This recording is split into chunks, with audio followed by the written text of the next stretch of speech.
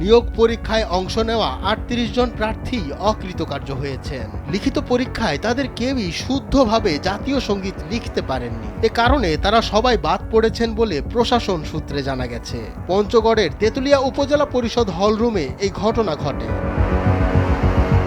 ২৬ ফেব্রুয়ারি সকালে পঞ্চগড়ের তেঁতুলিয়ায় ৪ ইউনিয়নে গ্রাম পুলিশের মহল্লাদার নিয়োগ পরীক্ষায় ৫টি মহল্লাদার পদে গ্রাম পুলিশ সদস্য নিয়োগের কার্যক্রম শুরু হয়। এ পদে অংশগ্রহণকারীদের ন্যূনতম যোগ্যতা ছিল ৮ম শ্রেণী।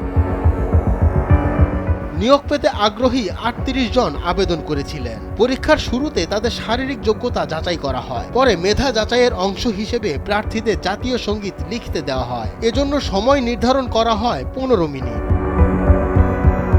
তবে এই সময়ের মধ্যে কোনো প্রার্থী সম্পূর্ণ ও শুদ্ধভাবে জাতীয় সঙ্গীত লিখতে পারেননি। এ কারণে সব প্রার্থী বাদ পড়েছেন।